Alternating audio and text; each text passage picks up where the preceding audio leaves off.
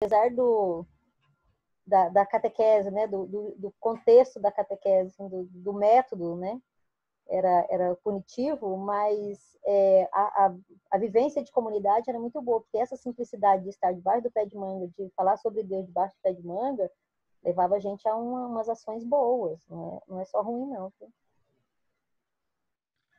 Sim, querido, eu falei brincando. Eu só quero discordar, não sei em que ano que foi esse Deus punitivo, porque eu falei muito no grupo da catequese renovada, que era justamente fé e vida. Ler a Bíblia com os olhos na realidade, com os pés no chão. Então, é claro que, conforme o lugar onde a pessoa fez a catequese, o ano, eu fiz catequese em 1953, eu fiz a minha primeira comunhão. E era assim, mas aquilo lá foi passado. Desde 1970, eu lembrei muito do Frei Bernardo Canci, que foi pároco aqui em Campo Grande e em Porto Alegre também. Eu fui paroquiana dele lá em Porto Alegre, mas aqui eu participava com alguns encontros que ele fazia. É outra coisa. Então, se tem gente que ainda está fazendo, eu sei que tem, né? A gente não pode se fixar nesses dois extremos, ó. Seminarista de Clérgion e Batina e catequista que fala de um Deus que persegue, que é punitivo, eles estão na beirada, deixa eles para trás, mas aí nós não vamos fixar naquilo que está no centro da igreja hoje, que é a coerência de vida, voltar para o passado, onde as pessoas eram hipócritas. Não é isso mais que conta. Então, eu acho que a gente tem que ver os sinais de Deus nas coisas boas que acontecem com o povo de Deus, não nas coisas erradas.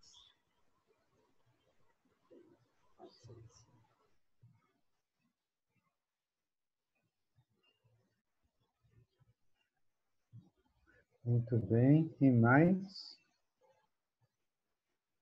A gente juntando esses elementos, muita coisa boa. Amor, eu sempre tem muita coisa boa para falar.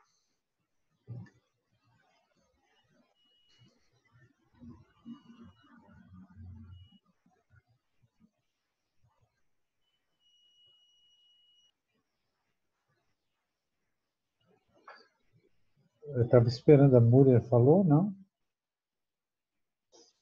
O Edmilson está doido para falar também, está quieto, não sei. A Francisca falou pelo grupo, Rafael, tá bom. Ah, certo. E o Edmilson? Eu vou provocar o Edmilson. Eu falei também no meu grupo que apesar de todas as coisas negativas desses anos de ditadura e de pontificado mais reacionário, conservador, eu evolui muito, porque quando a gente era colega no ITEL, a gente tinha muitas divergências. E ainda hoje eu lembro de algumas brigas que eu tive com o Edmilson. Você lembra, Edmilson? Com muito carinho e sempre aprendi muito com você, dona Suzana. Tenho uma admiração e um respeito muito grande pela sua pessoa. Eu só acho que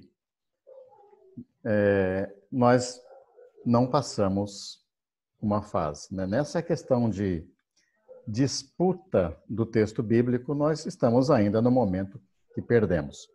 E penso que falar em leitura popular da Bíblia ainda tem que ser bastante para a margem, para fora das instituições, sem ser pessimista, mas também sem nenhum romantismo. A igreja sonhada, no caso da igreja romana, por um pontificado diferente, ela, se vier, vai vir a partir das margens. Acho que nós vamos conseguir fazer leitura popular da Bíblia, de novo, com o pé no movimento social, com o pé no movimento popular, com a população LGBT. Quer dizer, tudo bem que precisamos, e faz bem, um espaço eclesial e a nossa dimensão comunitária, mas eu não acho que, ainda que o melhor caminho seja a partir de uma leitura muito eclesiástica, né? Eclesial, mas fora das instituições. Muito bem. Só para tentar te dizer que eu mudei muito, eu evolui muito, eu aprendi muito. Eu também te admiro muito. Eu não sei qual é a visão que tu tem de mim, mas eu te conheço melhor do que tu me conhece. É que eu tenho mais idade, então eu tenho uma história muito extensa, que pegou grandes defeitos e grandes progressos, e agora está nessa situação que a gente não sabe para que lado vai. Tem uma coisa que eu queria ressaltar aqui, a partir do que cada grupo colocou, e que é fundamental, mesmo quando a gente lê essa pequena parábola. Né? É uma parábola que está em 2 versos. E nessa pequena parábola, ela quer demonstrar um processo, o processo da busca. Né? E aí é claro que, quando a gente vai aplicar esse texto, para a gente poder pensar o método, o jeito de ler, o jeito de se aproximar e de usar a escritura, né? É claro que a parábola está usando aqui uma imagem daquilo que a comunidade, ou daquilo que deve se buscar, ou aquilo que está na experiência da comunidade lucana, né? E ele é fundamental para poder mostrar essa mulher, o qual a mulher que tem. Essa mulher, ela é propriedade dela os 10 dias de trabalho, aquilo que equivale a 10 dias de trabalho. Agora, no que ela tem de 10 dias de trabalho, ela perdeu um dia, né? E não é que ela vai desprezar esse dia de trabalho, mas ela vai fazer um processo de busca dessa moeda que ela perdeu, ou que ela havia perdido, ou que ela tinha perdido. E aí, essa busca, e aí por isso que eu ressaltava lá no grupo a importância do verbo achar. O verbo achar aí não é o achar por acaso, é o achar de quem estava procurando. E dá essa dimensão. Ela vai procurar até achar. Ela não vai começar a procurar e vai descansar, e aí, quem sabe, ano que vem eu acho. Não, ela vai ali fazer esse processo de buscar, de achar. Né? E quando a gente vai trazer isso para o método de ler a Bíblia, muitas vezes é essa dimensão. Nem tudo está no texto que a gente encontra. A gente vai encontrar, muitas vezes, até textos que são contrários àquilo que estamos vivendo. Vamos encontrar textos que são opressores, ou como o Paulinho gosta de dizer, texto ruim demais. Né, Paulinho? O texto é ruim. Né? O texto é péssimo. O texto não presta. Né? E aí, quando a gente se depara com esse texto, isso vai nos permitir que você faça uma procura daquilo que você não está no texto, ou muitas vezes você não vai encontrar no texto, mas você vai encontrar o referencial do texto que contrapõe aquele texto. Aí você vai ter que ir ampliando essa leitura. E aí é isso que é fundamental. E quando a gente está usando um método de ler a Bíblia, um método de se aproximar, eu tenho que ter algumas dimensões que vão me permitir abrir o leque.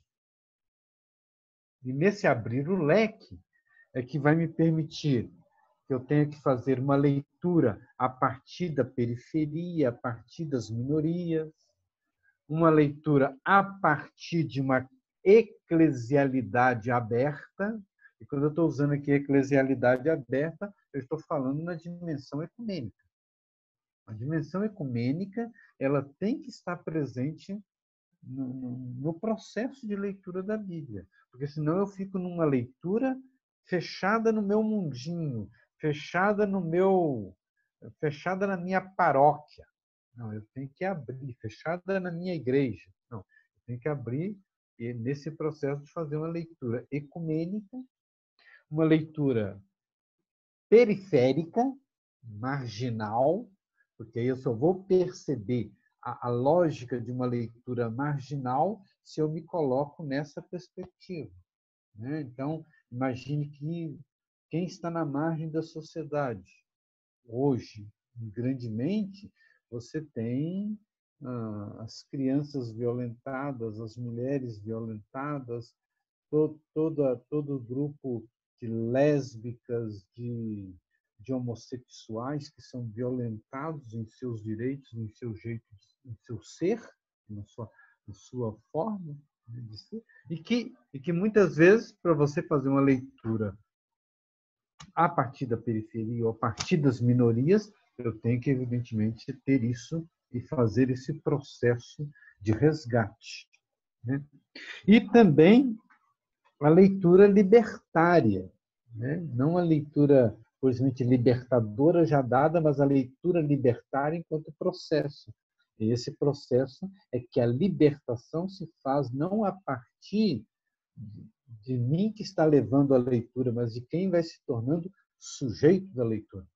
Aí é o grupo de mulheres, é o grupo de crianças, é o grupo de trabalhadores, é o grupo da qual está fazendo esse processo de descoberta, esse processo de ser sujeito ou do novo olhar.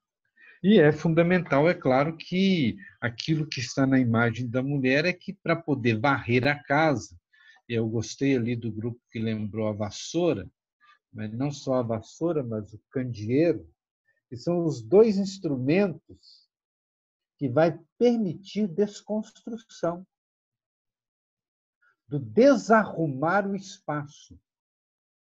Essa mulher poder encontrar a moeda, para poder achar a moeda, ela tem que desconstruir o espaço. Então, ela já tem um espaço dado. Nesse espaço dado, ela vai ter que desarrumar o espaço. E muitas vezes a leitura popular, que nós somos levados a fazer a partir dessas dimensões, tem que fazer com que eu desarrume o espaço. Eu só vou fazer leitura diferente se eu vou desarrumar, né? Leitura formal, bonitinha, ela acaba me conformando e me fazendo adequar, me uniformizar, me encaixar dentro daquele pequeno espaço, daquele breve espaço. Então, a parábola ela é tão provocativa, mas ela se torna mais provocativa quando a gente vai pegar outras 3 cenas da comunidade lucana, que só existe na comunidade lucana, onde tem a utilização do texto. Você sabe muito bem quais são essas 3 cenas. Uma todo mundo sabe, sorteado de dedo, de có e de lado.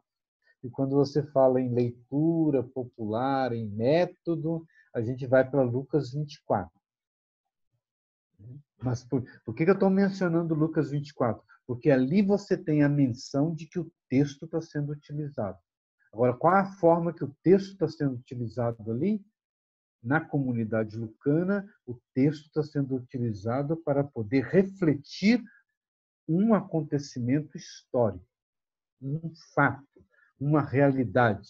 E está aqui querendo provocar um jeito diferente de encarar aquela realidade.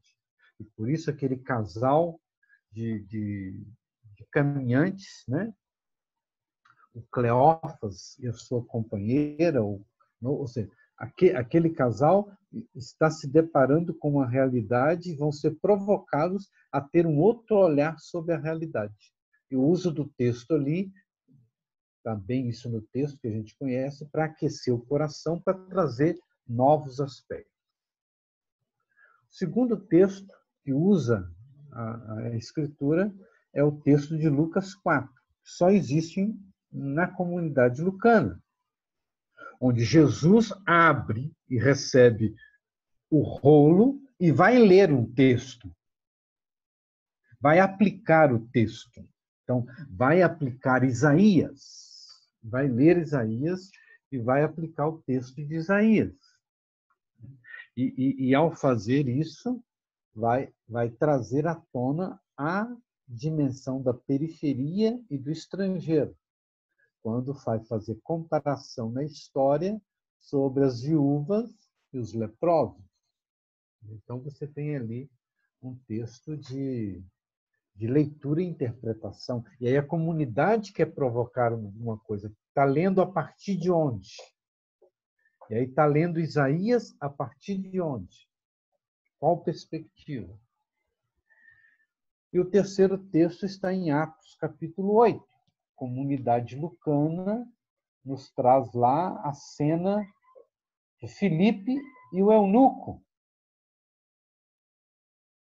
E o Filipe encontra o eunuco lendo um texto.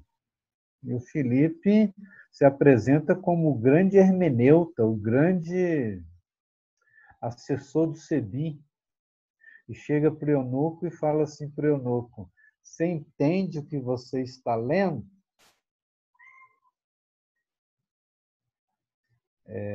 Você sabe grego?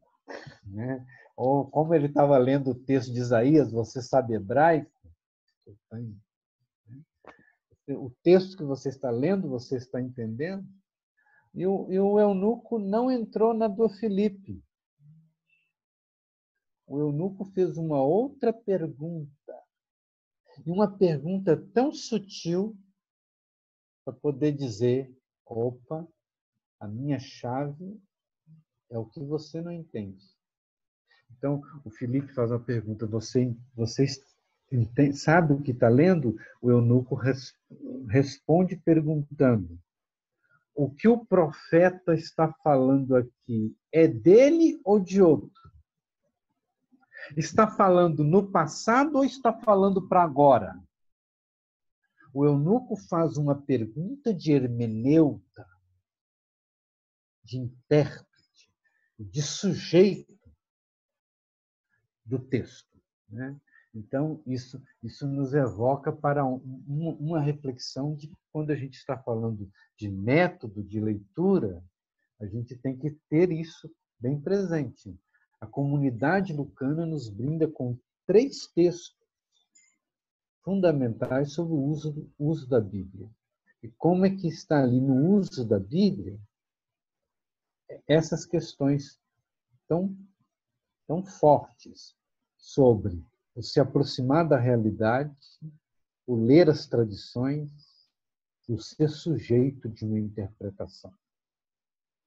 Isso aqui traz para nós e nos ilumina, né, fundamentalmente nessas 3 cenas, quando a gente vai ler a 4ª cena, que é a cena desta mulher na parábola da dracma, não fala do texto, não usa texto, mas é uma imagem fundamental para nos mostrar o processo da busca e aquilo que a comunidade lucana nos anos 80 estava buscando: interpretar o seu presente, ler os acontecimentos e interpretar o passado, nessa perspectiva.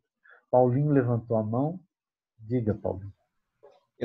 Obrigado, Rafael. Eu estou achando ótimo essa conversa da disputa, da narrativa.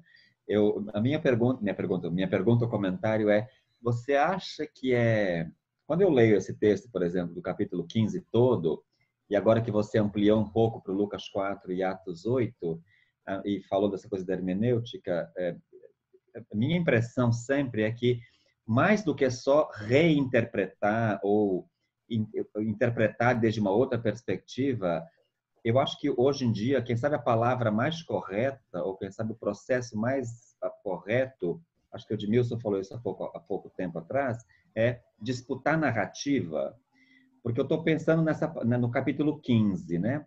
Mesmo teologias boas, quer dizer, a teologia do capítulo 15 é boa, da ovelha perdida e do filho pródigo, são teologias boas que rompem com o senso comum da teologia da retribuição, né? E da teologia do perdido, da teologia negativa. Mas mesmo essas teologias precisam de gente que rompa essa narrativa patriarcal masculina, aonde o reino de Deus é igual a homens, aonde o reino de Deus é igual a homens que decidem as coisas e têm protagonismo só. E, de repente, eu sempre acho que a comunidade de Lucas é bem venenosa nesse sentido, de que botou essa parábola no meio para disputar a narrativa da imagem do reino e da imagem de Deus, que não é só de homens poderosos, benevolentes, magnânimos, que vão atrás, que perdoam, que acolhem e que fazem festa, né? Porque esse é meio senso comum que a gente tem nas nossas narrativas, que não estão incorretas. Eu acho que não é uma coisa que está correta ou não, mas que a minha impressão é que a comunidade de Lucas está disputando a narrativa formal, quem sabe estabelecida, né? Desse patriarcado meio ruim que se estabeleceu ali, com a figura do eunuco, com a figura de Jesus que mexe com a liturgia, né? Que é tão problemática sempre, e dessa mulher que mexe com a narrativa das duas outras parábolas que estão tão estabelecidinhas e que todo mundo conhece, né? Estou meio perguntando, pensando alto, se essa coisa da disputa da narrativa de fato é algo importante. Como você mencionou no Lucas, né? No Lucas 24, que Jesus está disputando a narrativa de quem é o Messias, né? O Messias é o Davi ou é o servo sofredor? Essa é uma disputa narrativa, porque o Messias são os dois. Na Bíblia, Davi é Messias e o servo sofredor é o Messias. A questão é qual é a narrativa, e essa narrativa está sendo disputada sobre quem é Jesus. Não sei se eu estou viajando aqui depois. Não é importante isso, Paulo, porque eu tenho usado ultimamente que para essas narrativas a gente tem que resgatar ou trabalhar o conceito de tradução. Quando eu estou usando esse conceito de tradução, é o conceito de que você vai, para poder traduzir essa narrativa, trabalhar essa narrativa, eu tenho que trabalhar com os olhares que estão a partir do nascedouro da narrativa. Pegando aqui Lucas 15. Essa pequena parábola da mulher, você pode ler esses 2 versos independente do capítulo 15. É uma memória e que ela exige toda uma outra tradução, toda uma outra leitura.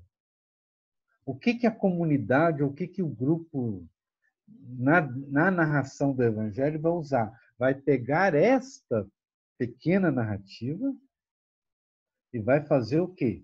Uma adaptação. E encaixa ela aqui, você tem razão, encaixa ela bem no meio de 2 outras narrativas. E como é que faz a costura? O verso 10. Nossa, por que quando eu provoquei na leitura, porque estava no chamado do encontro, né? E até o Ariel, na hora que vamos ler Lucas 15, de 8 a 10. O verso 10 é parte dessa costura que adapta, que conforma, que utiliza esta narrativa das mulheres, que é independente, na lógica que quer, e coloca ali como o contra-espelho dentro dessa dimensão. Ou como a gente tem que imaginar o texto de Emaús com a descrição de quem está caminhando. E quando você vai ver, desaparece ali a figura de um discípulo, da discípula. E só fica lá o Cleófas. Fica o conceito, o Cleófas que está caminhando. Mas quem é o outro, a outra? Quem é que está caminhando junto? Né? E nesse caminhar junto, é claro, faz desaparecer. Né? Isso fundamentalmente é aquilo como a comunidade está usando e está ali costurando esse texto, né? E reutilizando isso tudo. A mesma coisa lá no texto do eunuco, ou seja, a gente tem que, quando vai fazer o processo de traduzir o texto, você vai ter que trazer elementos que recuperem a experiência mais profunda que está ali por detrás do texto. Né? Isso é claro que exige muito. Agora, quando eu estou dizendo isso de traduzir, fazer o processo de tradução, não só para o texto, mas quando a gente vai fazer isso na vida. Ou seja, quando você vai trazer isso nas grandes questões do nosso jeito de usar a Bíblia, ou de ler o texto, ou de trabalhar o texto nos nossos grupos, nas nossas comunidades, no espaço onde eu estou. Né? E quando eu vou trabalhar isso nos espaços onde eu estou, eu vou ter que olhar para o chão, para o grupo e para as grandes dimensões que estão ali. Né? Então, é o grupo de mulheres, então eu vou ter que levar em conta isso. É a comunidade ecumênica, é a minha comunidade, é o meu grupo de jovens, é a minha pastoral, ou seja, é o movimento onde eu estou inserido. Isso tudo vai colocar para mim um outro espaço e eu vou ter que traduzir a partir desse espaço. Né? Isso vai provocar algo diferente. Né? E aí, é claro, isso tudo é provocativo para a gente ir pensando, amadurecendo, construindo, fazendo processos. Isso não é da noite para o dia, mas fazendo o processo que eu vou ter que sempre desconstruir, desarrumar e rearrumar, né? Fazer todo esse processo que ele é devagar e muitas vezes ele tem que quebrar certezas. Muitas vezes a gente chega para o texto com certezas de fé, com certezas doutrinais, com certas certezas e que muitas vezes a leitura desconcerta, a tradução ou descobrir o texto tem que desconcertar e desarruma isso tudo. E muitas vezes é mais fácil eu deixar a casa desarrumada e seguir do que eu, né, reconstruir a partir disso. Né? E a gente deixa lá e é melhor eu trabalhar com a arrumação antiga que tinha. Não, então eu não estou levando em conta o processo de retradução. Eu uso esse conceito de retraduzir como ele é algo fundamental, né? Porque eu só vou poder trabalhar com esse conflito de narrativas ou com esse conflito de olhares sobre a realidade se eu levo em conta, né? Se eu levo em conta o chão onde eu estou pisando, o espaço onde eu estou, o grupo que eu estou trabalhando, o óculos que eu estou usando, né? E isso determina muito, né? O óculos que eu uso para poder ler o texto, isso produz tradução. Né? Se eu tiro o óculos, eu não tenho óculos, né? Se eu não, né? Eu tenho um outro tipo de leitura. E esse óculos é o lugar onde eu estou. E esse lugar é fundamental no processo de tradução. E aí o lugar onde está onde estão as antigas memórias de Jesus, o lugar onde está a comunidade, o lugar onde está a igreja, o lugar onde está o meu grupo, o lugar das mulheres, o lugar das crianças, o lugar dos jovens. Esse lugar é fundamental na aproximação com o texto. Falar de leitura popular, eu tenho que falar do lugar social, do lugar cultural, do lugar geográfico, do lugar político, onde está a minha aproximação. O lugar da casa, como alguém provocou aí, né? Está dentro de casa, né? O lugar da casa, como que ali acontece a leitura da Bíblia. Mais alguma questão? Vamos aí trocando ideias, né? O Paulinho já trouxe a sua provocação. Tem mais? Se não tiver mais nenhuma questão ou contribuição, a gente vai para um momento já de encerramento, né? Para uma oração final. Já são 9h10 agora. É porque o meu horário aqui já são 10 e tanta, né? É que o papo é bom, né? O tempo passa rápido. Mas então, gente, acho que foi, né? Eu diria que sem óculos, Rafael, você não lê. Eu sem óculos eu não leio mesmo, não. Não, eu quis fazer uma piadinha, mas... Ah, tá. Não, mas na verdade, assim, é que você falou, né? Se eu tirar o óculos, como é que eu vou ler? Mas utilizando a sua própria figura de linguagem aí, quer dizer, sem óculos, ou seja, sem a condição social, ou sem os pés onde nós estamos colocados, sem isso a gente não lê. A gente decodifica as letras, a gente não lê, né? Não faz leitura do mundo, nem do texto. É isso que eu queria dizer com essa brincadeira. Sem óculos a gente não lê. Uhum. Eu não sei se eu consegui me fazer entender, mas eu me entendi. Sim. Não, entendi. Eu gosto de uma outra imagem, Ariel, que vem da carta de Tiago. A comunidade de Tiago bate muito numa tecla muito próxima da comunidade de Mateus, né? Tem muito ali a questão de ler e praticar, e vai batendo nessa tecla. E quando ele vai trabalhar uma coisa que aparece no Evangelho de Mateus, que também aparece em Tiago, aquele que lê e não pratica é como que aquele que esquece. E aí ele usa lá a imagem do espelho. É como aquela pessoa que olha no espelho e não reconhece, não lembra mais da imagem que está vendo no espelho. E aí é interessante que Kierkegaard, um grande filósofo, né, ele vai pegar esse texto de Tiago e vai trabalhar com essa imagem do espelho, para poder dizer que na interpretação, essa imagem é fundamental, de que na interpretação das tradições religiosas, na interpretação daquilo que a gente recebe da tradição religiosa, nós não temos que ficar analisando a tradição, mas você tem que se enxergar, você tem que se ver presente naquilo que você está vivendo, naquela tradição que você está se deparando.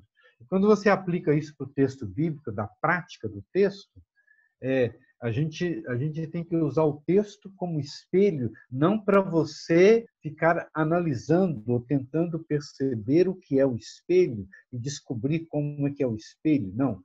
O espelho, você olha no espelho para você se ver. E assim, o texto bíblico tem essa função. Na vida social, é para você poder enxergar as coisas da vida e mudar as coisas da vida quando eu olho esse espelho. Então, eu olho na Bíblia como espelho, naquela tradição, eu tenho que enxergar ali dimensões a partir da minha vida.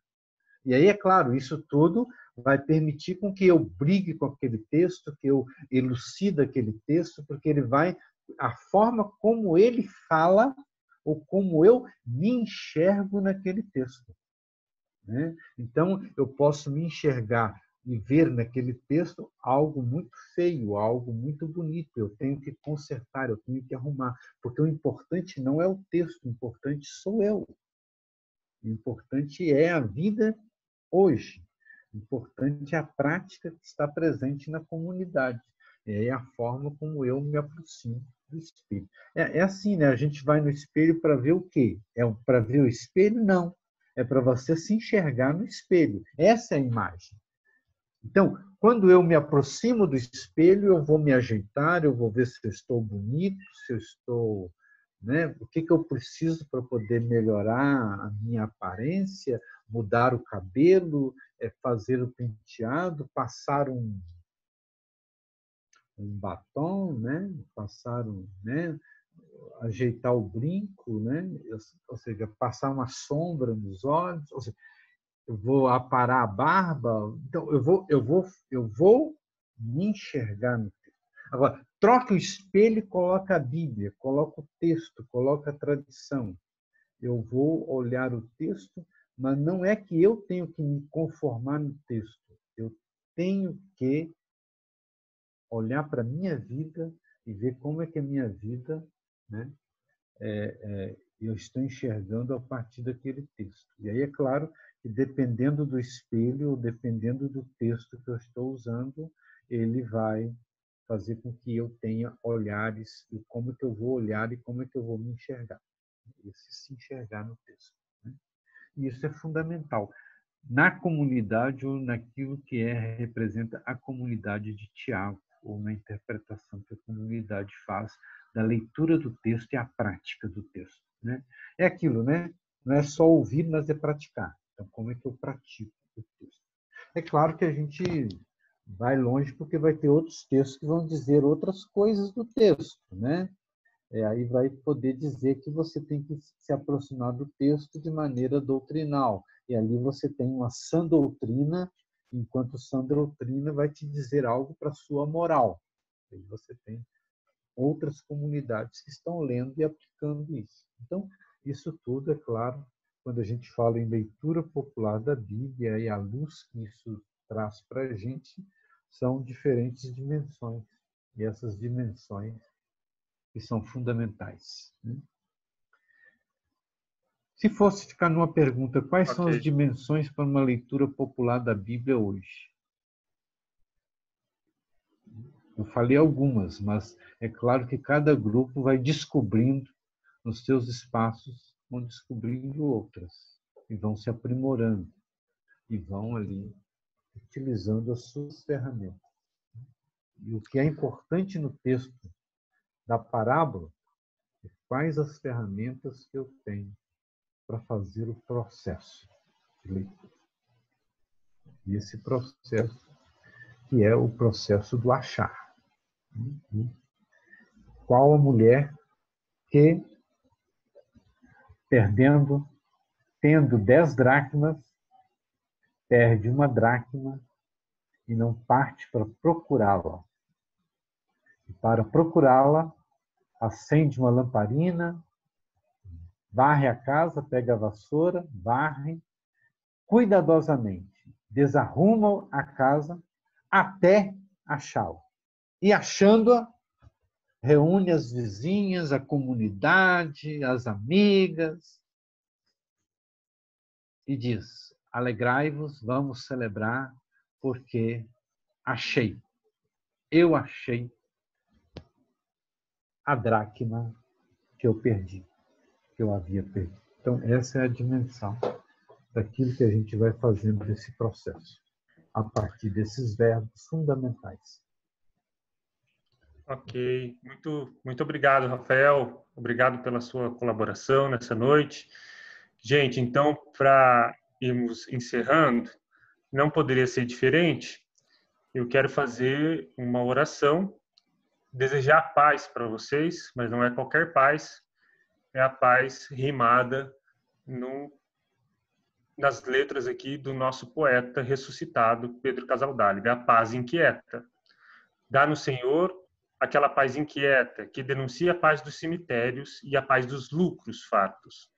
Dai-nos a paz que luta pela paz, a paz que nos sacode com a urgência do reino, a paz que nos invade com o vento do espírito, a rotina e o medo, o sossego das praias e a oração de refúgio. A paz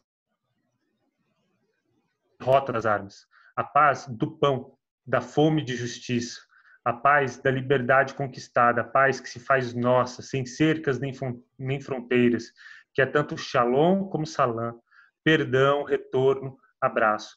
Dá-nos a tua paz, essa paz marginal que só letra em Belém, e agoniza na cruz e triunfa na Páscoa. Dai-nos, Senhor, aquela paz inquieta que não nos deixe em paz. É isso, galera. Amém. Grande abraço, grande beijo, boa Amém. noite. Boa noite a todos. Obrigado, viu? E continuem firmes. Grato. Fora Bolsonaro. Fundamental.